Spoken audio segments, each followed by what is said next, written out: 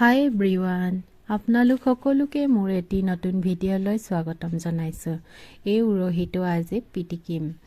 প্ৰথমতে উৰহীটো কাটি মেলি এখন কুকাৰত 5টামান হুইচেল মাৰিব দিলোঁ। তাৰপিছতে আনফালে মই এখন কেৰাহী উঠালোঁ। তাতে তেল ঢালি গৰম হোৱাত এটা পিঁয়াজ, 2টা জলকীয়া, ৰচুন কেইফুটামান আৰু আদা এটুকুৰামান দি অলপ ফ্ৰাই কৰি ল'লোঁ।